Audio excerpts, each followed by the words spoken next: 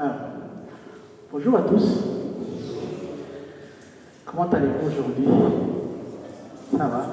Très bien. J'ai vu le jeune frère, c'est parfait. Alors, je ne sais pas pour vous, mais il m'est arrivé plusieurs fois des moments où je désire, voilà, on va dire que c'est général, j'ai un projet. J'ai un projet auquel je tiens vraiment à cœur et bien évidemment, je remets ça entre les mains du Seigneur. Je prie, les choses semblent évoluer, tous les signaux sont ouverts, et là je me dis waouh, bingo, c'est bon ça! Et sauf que, en fait, il n'y a rien. Échec. Ok, c'est pas grave. Au bout d'un certain moment, je dis, je vais prendre un autre projet ou je vais relancer le même projet. Et je remets ça entre les mains du Seigneur, ça avance, il y a des signes sont ouverts, là je dis, mais cette fois-ci, c'est le bon. Et on a l'impression qu'on est allé un peu plus loin que le cap précédent. Et là, on y croit. Sauf que, pareil, échec. Et là, la chute, elle est plus violente que la précédente. Je ne sais pas si ça c'est déjà arrivé ou pas. Et bien aujourd'hui, je vais, à travers le texte qui parle de Joseph, je vais vous apporter les réponses aux questions que je me suis posées. Comment traverser ces moments difficiles, la chute? Comment faire pour vraiment, comment on va aborder ce moment difficile? Parce que c'est le moment où on se dit, soit on lâche tout, on quitte l'église, parce que Dieu n'écoute pas, soit on va voir comment Joseph a réagi.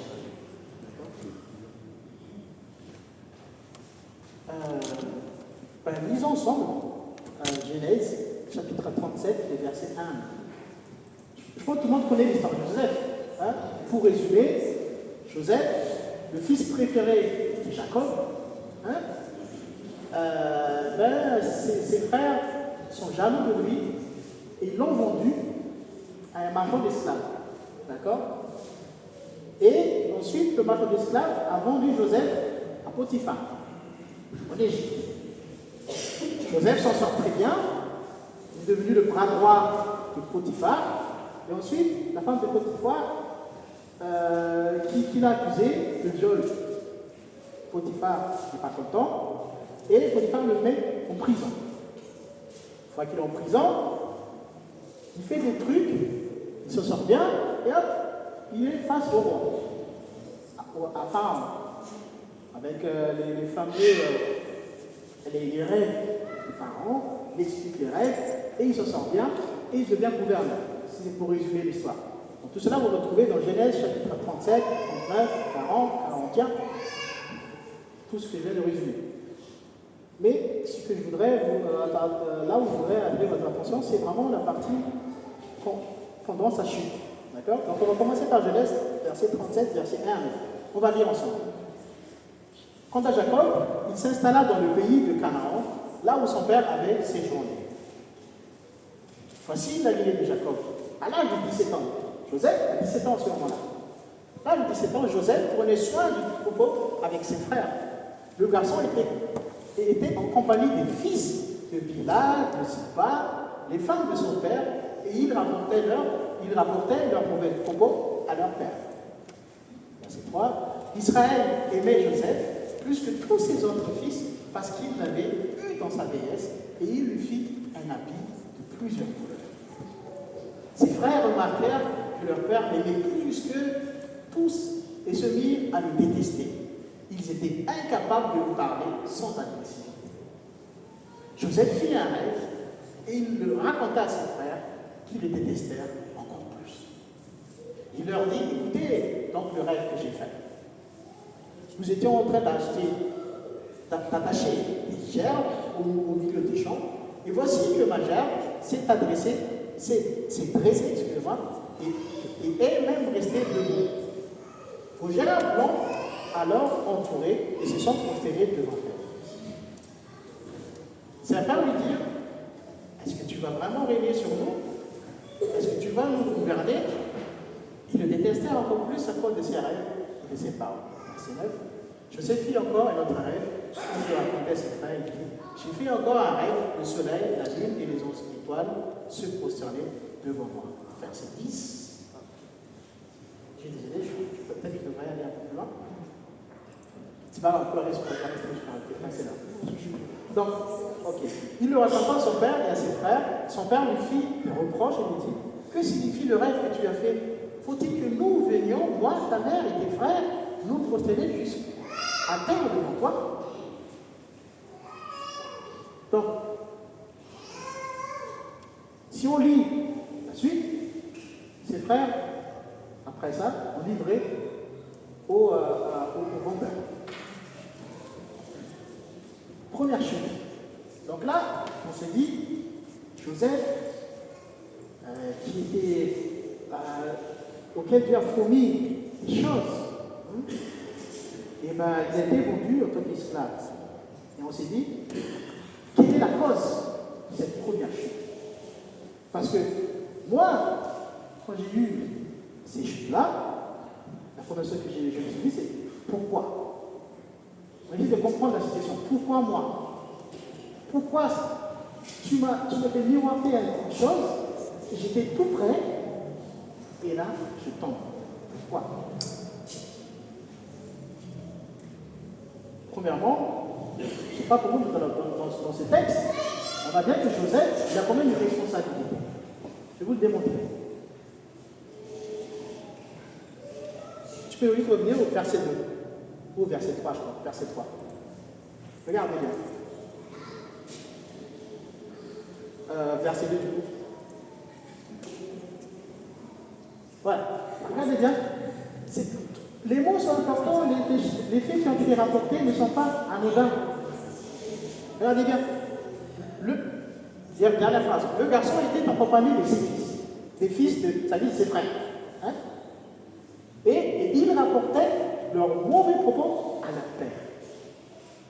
C'est-à-dire qu'il sait que la tension n'est palpable entre lui et ses frères parce qu'il est le préféré de Jacob. Ça, il le sait. Je ne rentre pas du côté de Jacob parce que lui, ici, il a sa propre responsabilité dans cette histoire. Mais ce n'est pas mon sujet aujourd'hui. Donc, il le sait. Et pourtant, il est en train d'attiser encore la situation. Ah, il m'a fait ceci, il m'a fait cela, papa. Et du coup, vous imaginez ce qui se passe à la maison quand les frères lui rentrent. Le père dit, mais tu as fait ça à Joseph? Tu t'as raconté ça? Et les frères aussi ils vont prendre cher. Donc, Joseph, il n'est pas en train d'apaiser les choses. Et regardez même comment le texte dit quand il raconte des rêves. Verset 4, voilà. Verset 5. Voilà. Joseph fit un rêve et il le raconta à ses frères qui le détestent encore plus. Joseph, il a 17 ans. Ce n'est pas un enfant. Mais regardez bien ce qu'il raconte à ses frères. Il dit, par rapport à ses rêves, et on connaît ses talents par rapport aux transcriptions des rêves, il dit que ses frères vont se prosterner devant lui. Et vous imaginez, vous savez très bien que la tension est tendue entre vous et votre frère, et vous avez ce rêve, et vous dites encore à vos frères de regarder, vous voyez, vous allez vous prosterner devant moi. Attendez, mais là, tout à l'heure, Joseph, il a été inspiré. Mais de là à dire ça, bon, ces gens-là, ça n'aide pas. Après, l'autre rêve. Et même, Jacob a dit, le texte dit, son père lui reprocha, moi, ma mère, et nous tous, on va encore se prosterner devant toi. Vous voyez que Joseph, il n'était pas humble. Il était là. Vous voyez, je suis ici. Voilà, le Père m'aime parce que je suis le plus fort, je suis ceci, je suis cela. Joseph, dans ce cas-là, il a sa propre responsabilité. Et ses frères sont irrités. Ça n'existe même pas, par contre, les faits que les frères ont fait derrière. Mais en tout cas, en partie, il est responsable de tout ça. Il a provoqué. Et il a chuté. Donc, il est en partie responsable de son échec à ce moment-là. S'il était livré, parce qu'il n'a pas été capable de gérer cette situation tendue, de gérer la situation entre son père et les frères. Et d'ailleurs, c'est ce qu'il a fait à la fin, quand ils se sont réconciliés. C'est lui qui était à l'initiative de la réconciliation. Et c'est ça qu'il devait faire à ce moment-là. Mais il ne l'a pas fait. Donc oui, frère, des fois, dans les projets que nous menons, on peut être même responsable de notre échec. D'accord? Parce que, une fois, je me rappelle très bien, j'avais postulé sur un poste que je trouvais intéressant. J'ai postulé et je me suis dit, ouais, le poste est bien, c'est parfait, ça me correspond exactement. Même pas peur, je n'ai même pas préparé l'entretien. J'ai passé l'entretien à Paris en plus. Bah écoutez, je n'ai pas eu le poste. J'avais ce projet, mais je n'étais pas impliqué là-dedans. C'est pas parce que j'ai prié, j'ai remis ça entre les mains de Dieu, et c'est bon, c'est fait, c'est prié, emballé, j'attends le résultat. Non. À nous aussi de faire l'effort pour réaliser, pour concrétiser ce projet que nous avons. Et c'est pour le cas de Joseph. Il sait qu'il arrive à traduire ses rêves. Il le sait. Il le sait qu'est-ce qu'il attend devant. Donc il voit le projet. Et parce qu'il n'était pas humble, ben voilà, il a commencé à mépriser tout le monde. Et il a chuté tout de suite. Donc, premièrement, des fois, le seul responsable, ça pourrait être nous. En partie. Pas le seul, mais en partie. Mais une fois qu'il y a eu cet échec, qu'est-ce qui va se passer? Si nous lisons cette fois-ci Genèse, le chapitre 39, le verset 1. Voilà. J'ai sauté le texte parce que j'ai déjà résumé le texte. Qu'est-ce qui s'est passé? Quant à Joseph, on l'avait fait descendre en Égypte, et Potiphar, l'officier du Pharaon, qui était chef de garde en Égypte, un Égyptien, l'avait acheté aux Ismaélites qui lui avait fait descendre. Verset 2, intéressant. L'Éternel fut avec Joseph et la réussite l'accompagna. Ça, c'est important. Ça, c'est important. L'Éternel fut avec Joseph et la réussite l'accompagna. Ça veut dire que même si Joseph a chuté, en partie à cause de son ego, parce qu'il n'était pas humble, le Seigneur l'a accompagné. Le Seigneur ne l'a pas laissé tout seul. Joseph aurait pu, après tout cela, dire je suis esclave, c'est chaud, qu'est-ce qui va se passer? C'est mort, j'abandonne. Mais quelle est l'attitude que Joseph a adoptée? Je pense qu'il a eu un moment pour réfléchir à ce qui s'est passé et il s'est dit, je vais changer. Je ne vais pas m'arrêter là. Joseph, il aurait pu s'arrêter là. Mais il sait que Dieu l'accompagne dans cette échelle, dans cette chute. Et ça, c'est le plus important, chers frères et sœurs.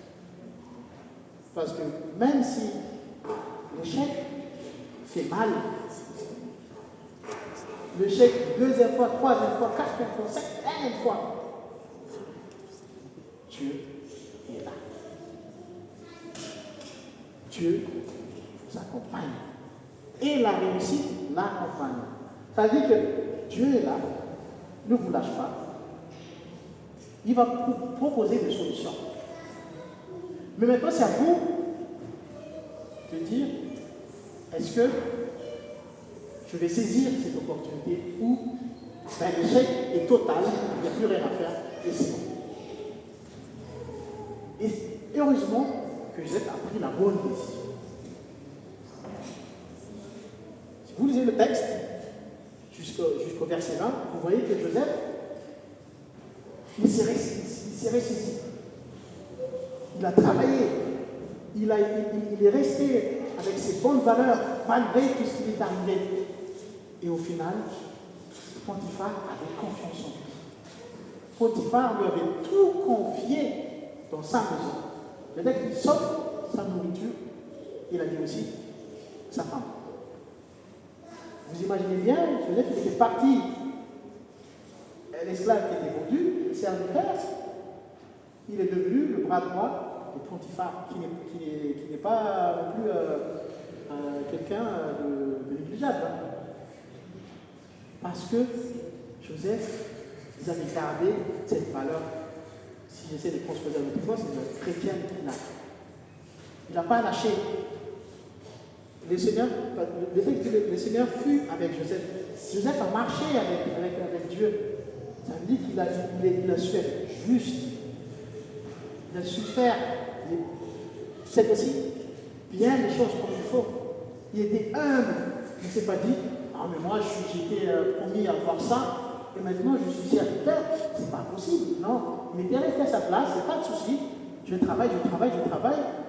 Et petit à petit, Potiphar a vu qu'il est magnifique. Il a promu.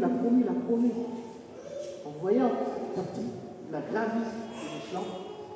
Il a dit, c'est vrai, c'était un échec, mais il a transformé cette situation. Et on connaît tous le deuxième échec qui va arriver là. Cette fois-ci, ce n'est pas de sa faute. Ce n'est pas de sa faute cette fois-ci. Hein?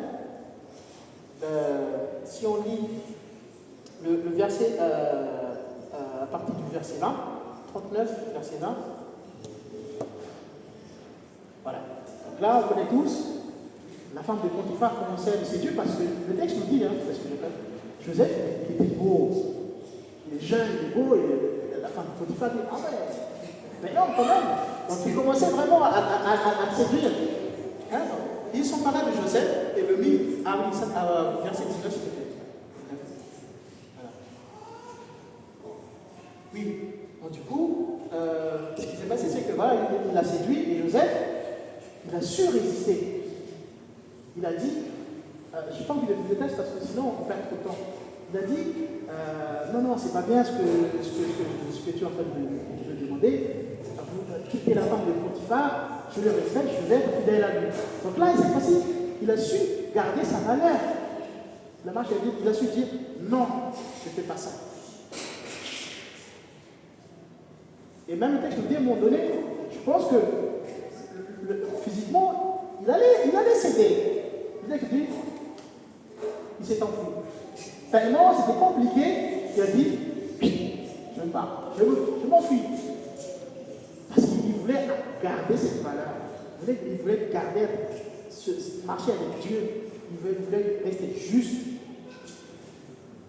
Et malgré ça, il a fait le bon choix.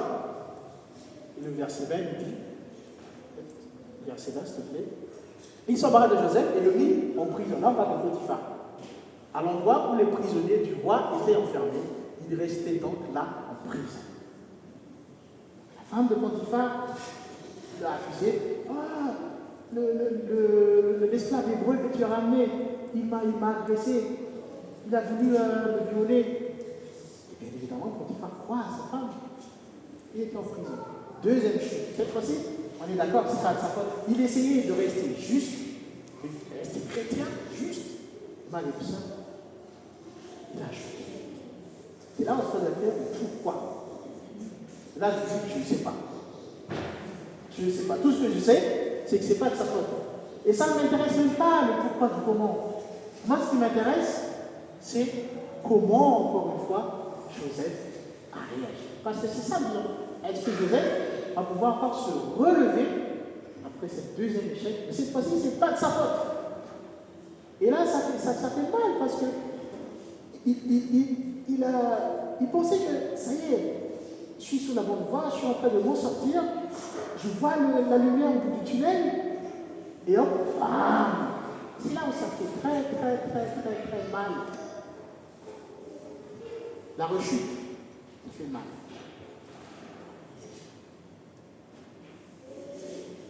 Mais comment Joseph a fait?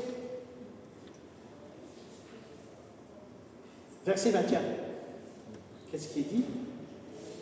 Ah, magnifique, non? L'Éternel fut avec Joseph et étendit sa bonté sur lui. Il lui fit gagner la faveur du chef de la prison. Toujours pareil, remarquez bien, hein, le texte dit, le Seigneur fut avec Joseph. Au moment de l'échec, le Seigneur est toujours là. Que ce soit en partie de notre faute, ou qu'on n'est pas tout responsable de notre échec, le Seigneur est toujours là. Et le Seigneur nous dit, t'inquiète du pourquoi, du comment, mais je suis là. Et je suis capable, dans cette situation, de te relever et de te sauver. Je me rappelle très très bien, après cette première échec, justement, j'ai postulé pour un poste similaire. Cette fois-ci, je me suis préparé quand même. J'ai révisé, j'ai lu tous mes cours quand j'étais étudiant, j'ai tout préparé, tout bien fait. Les réservations, enfin, tout était bien fait. Et en effet, je suis passé à l'étape suivante, encore, une semaine après, j'arrive en phase finale. Je dis, waouh, cette fois-ci, mon gars, c'est bon ça! Sauf que là, silence radio. Après l'entretien, silence radio. Pas de mail, pas de coup de fil, il n'y a rien. J'envoie un mail au RH, pas de réponse. Au bout d'une semaine, au bout de 2 semaines. Et là, j'ai compris. Et là, j'étais vraiment mal. J'étais vraiment. Ça m'a fait vraiment très bien. Parce que j'ai tout donné, j'avais l'impression que j'ai tout donné. J'avais mis ça entre les mains du Seigneur. Et ça n'a pas suffi. Et ça fait mal. Mais ça,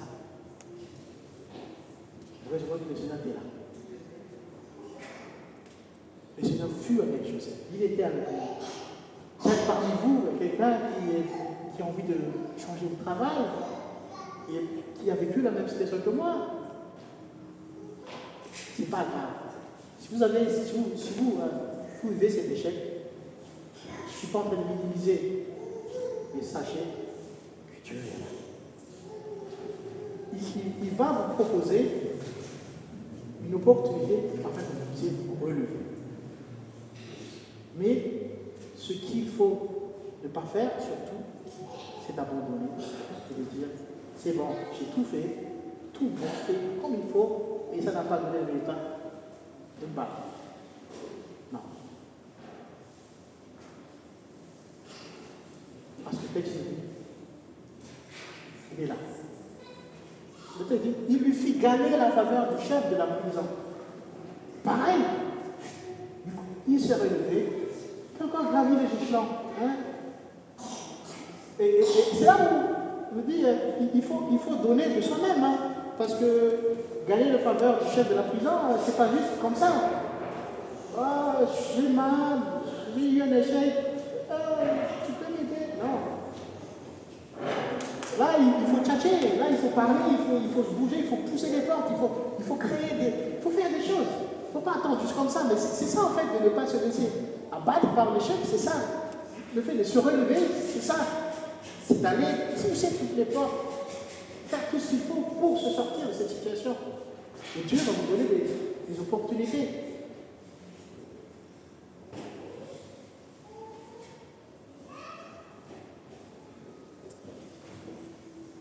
Verset 21, verset 22. Celui-ci, le chef de prison, plaça sous son autorité tous les détenus qui étaient dans la prison. Et tout ce qu'on y faisait passait par lui. Vous vous rendez compte qu'il était prisonnier. Ah là, il a pris quelques galons, il était chef de ces prisonniers-là. Hein? C'est pas mal, hein? Verset 23. Le chef de prison ne s'occupait pas du tout de ce qui était sous la responsabilité de Joseph, parce que l'Éternel était avec lui et faisait réussir ce qu'il entreprenait. Le texte est clair. Si vous décidez de vous relever et de vous battre, le Seigneur va tout faire pour que vous réussissiez. C'est ça qu'il faut retenir pendant au moment où vous avez cet échec-là. Donc, même il faut oublier le mot échec de votre vocabulaire. C'est une expérience qui n'a pas fonctionné, il faut se relever. Le Seigneur va vous accompagner. Et là, petit à petit, vu qu'il était responsable, à un moment donné, si on continue le texte, il y a les responsables de poissons et les responsables de pain, je crois, de Pharaon, qui ont été mis en prison. Parce que Pharaon les a mis en prison parce qu'il les a irrités. Et ces responsables, ils ont fait des rêves. Et Joseph a trouvé l'opportunité. Vous vous rappelez le talent qu'il a fait chuter au début, c'est le talent lequel il a utilisé pour rebondir. Et là, il a dit, je suis dans mon élément là. Il a su adapter la situation. Il a su transformer l'échec en sa faveur. Il a dit, je sais mes atouts. Dieu me donne les opportunités. C'est Dieu même qui m'a donné ces atouts-là. Et donc, il a dit, il y a une opportunité qui se présente. Je vais le saisir. Il a traduit le rêve de ces deux responsables. On va lire le texte parce que sinon je vais continuer à parler mon livre. Donc du coup, on est verset 23, 40, les versets 20 à 23, pour voir. Verset 20.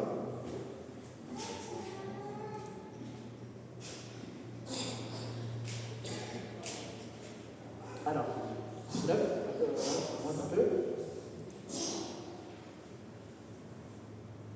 On remonte. Voilà. Donc, là, Joseph répond, il donne l'explication au rêve. Joseph répondit, voici l'explication. Donc ça, c'est pour le deuxième. D'accord? Le deuxième. Les 3 corbeilles représentent 3 jours. Verset 19. Encore 3 jours, et le pharaon t'élèvera bien trop haut pour toi. Là, c'est malheureux pour lui. Il te fera prendre un bois et les hommes mangeront ton corps. D'accord? J'aimerais que tu remontes un peu parce que ce qui m'intéresse, c'est plutôt quand il explique pour le responsable de poisson. Voilà. Verset 13. Verset 13. Voilà. Encore 3 jours et le pharaon t'élèvera bien haut et te rétablira dans tes fonctions. Tu mettras la coupe dans la main du pharaon, comme tu en avais l'habitude lorsque tu étais son responsable des poissons. Là, il donne l'explication. Regardez la suite, verset 14. Cependant, là, il trouve une opportunité. Souviens-toi de moi quand tu seras heureux et fais preuve de bonté envers moi.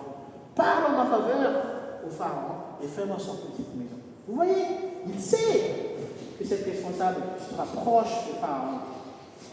Il saisit l'opportunité. Maintenant, on va m'appareil.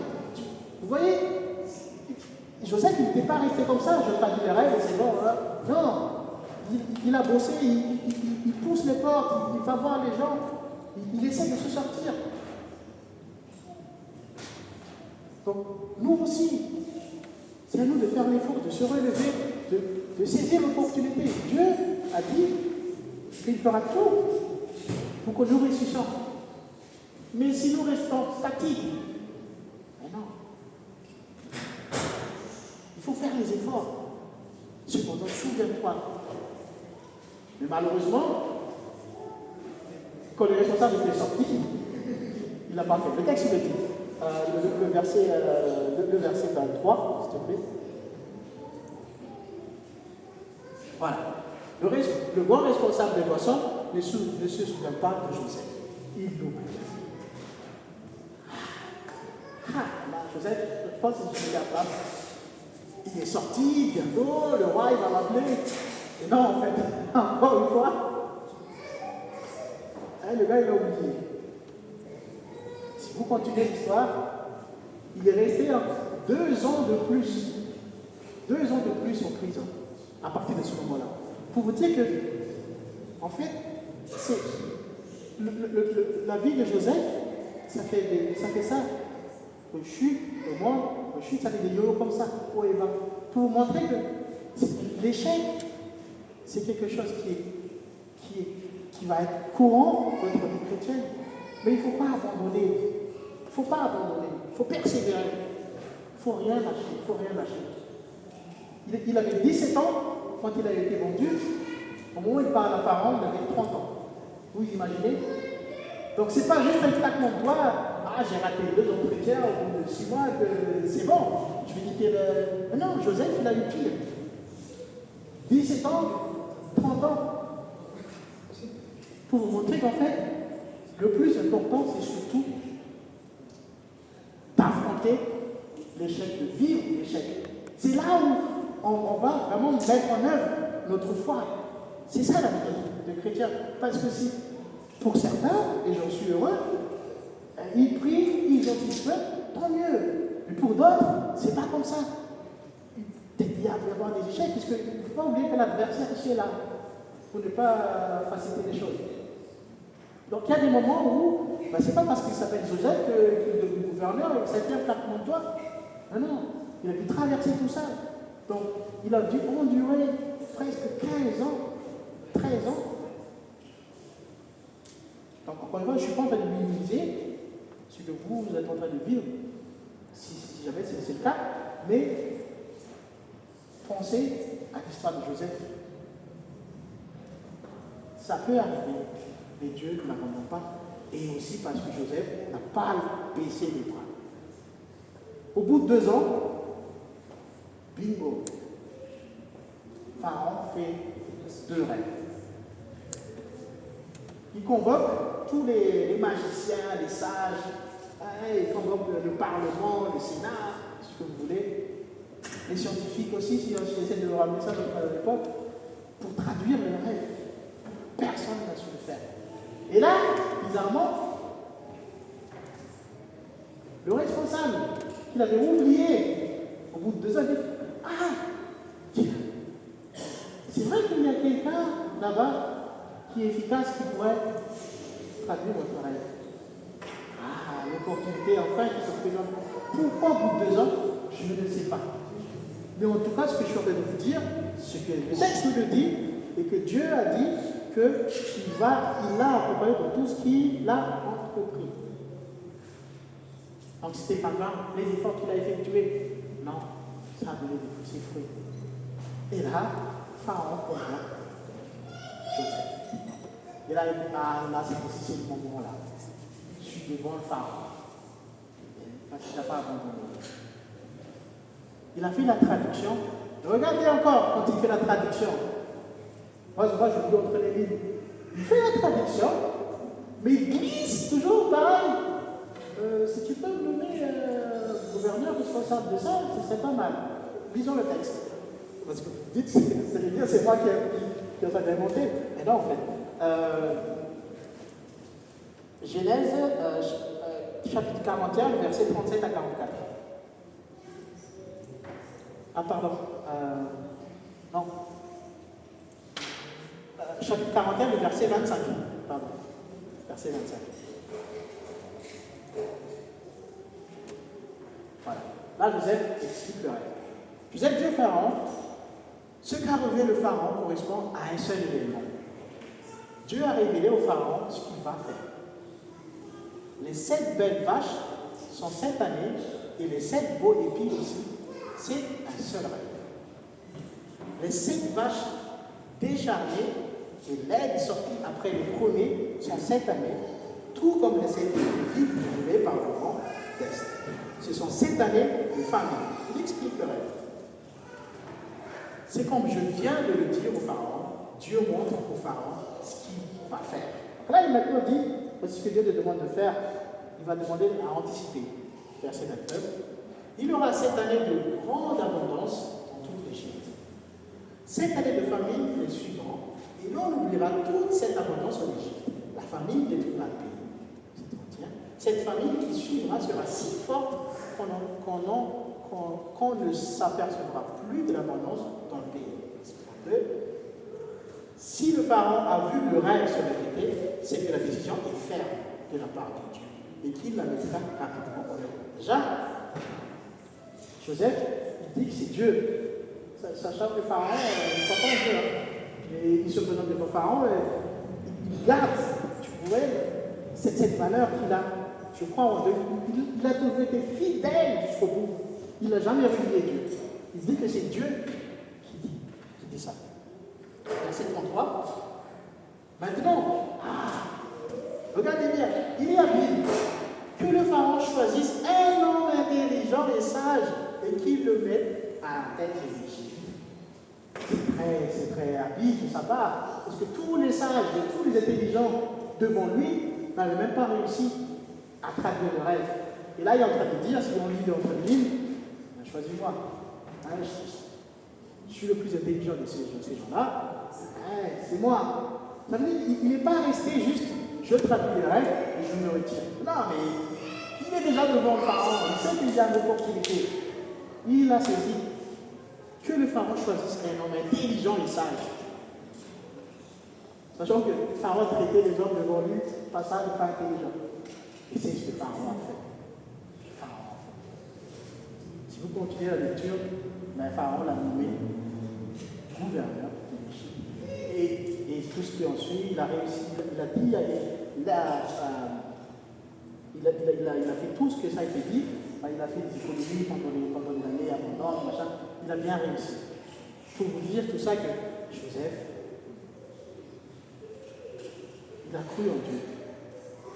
Malgré les échecs, il n'a pas lâché l'affaire. Il croyait. Il se relevait à chaque fois. Il ne sait pas quand est-ce que ça va s'arrêter, mais il s'est relevé. Il s'est battu parce qu'il sait que Dieu l'accompagne. Dieu va le bénir. Et non seulement, quand Dieu l'a béni, il a béni. Qu'est-ce qu'il dit? Il a béni aussi Potiphar.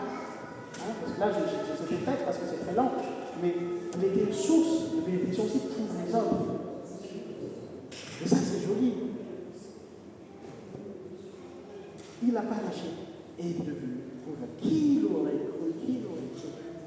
Après tous ces échecs, chers frères et sœurs, je vous demande vraiment de relire ce texte et de voir combien de fois Joseph a eu ses échecs et combien de fois il s'est relevé.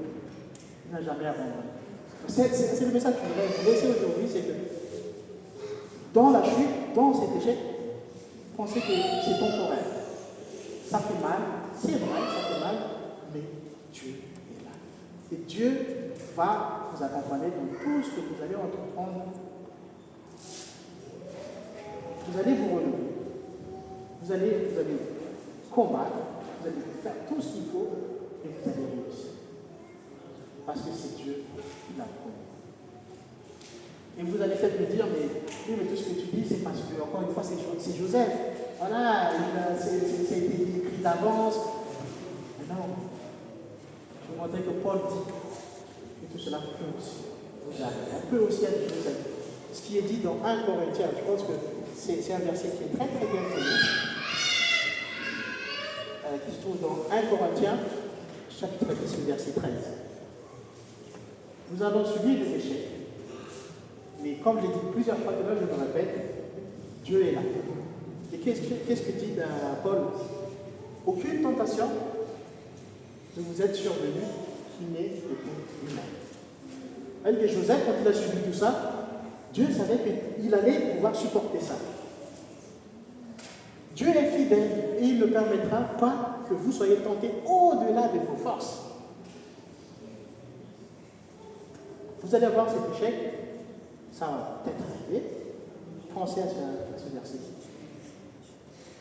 Dieu est fidèle et il ne permettra pas que vous soyez tentés au-delà de vos forces. Et là, la dernière phrase, ça qu'il faut retenir. Mais avec la tentation, il préparera aussi le moyen d'en sortir afin que vous puissiez suivre.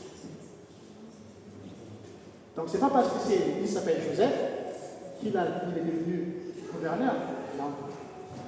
Parce que lui, il savait tout ça. Que Paul est en train de nous redire ici.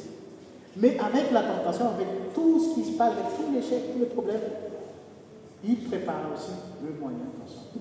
vous allez vous en sortir. Ça ne fait pas le moment T, quand vous le prenez vraiment plein, en tranche, mais sachez que Dieu est là. Et il prépare, il a un plan pour vous sortir de là. Mais ça dépend. Est-ce que vous allez abandonner ou est-ce que vous allez persévérer? Après 4, 5, 6, 7, 10, je ne sais pas combien de chutes il y en aura. Réalisez, relevez, vous allez abandonner. Et Dieu dit, si vous vous relevez, il sera là, il va vous donner une porte de sortie. Retenez les salvations, frères et sœurs. Donc, persévérer. Alors, pour conclure ce message, j'aimerais partager avec vous un chant qui s'intitule Persévérer. Alors, c'est vraiment le persévérer dans le sens du message que j'ai dit tout à l'heure, dans l'échec. Hein? Le résultat, Dieu le dit, hein, mais persévérer au moment où vous avez vraiment subi cet échec. Donc, j'invite ma sœur Mio à venir dedans et à chanter les chants avec nous.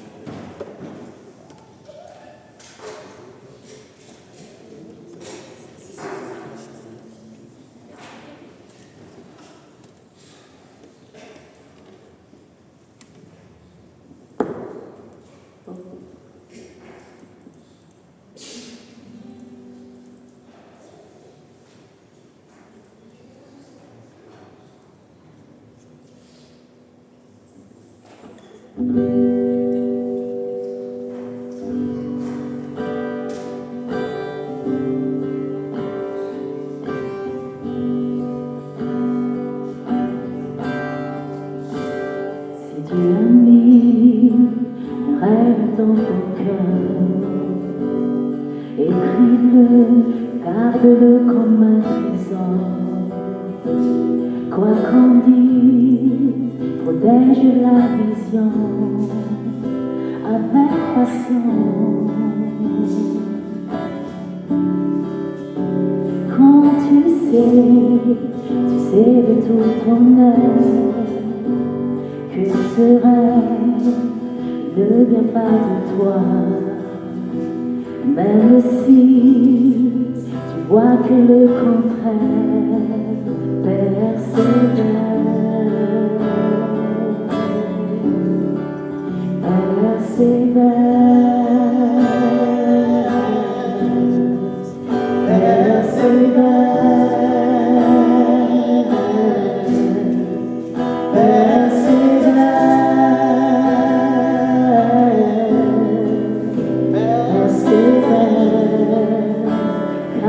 sa parole, elle s'accomplira.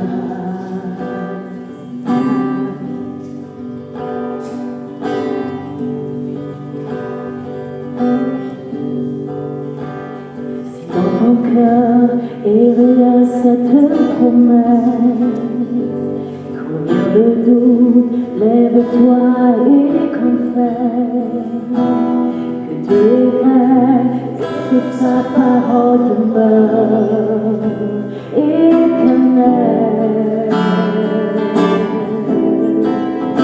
Parce qu'il promet, mon frère, ma sœur, n'est jamais vain, toujours fidèle et son chemin certain. Même si les choses semblent n'aboutir à rien, persévère. Quand il vit, la chose arrive. Quand il entend, elle existe. Son regard est sur ce qui lui appartient. Persévère. Persévère.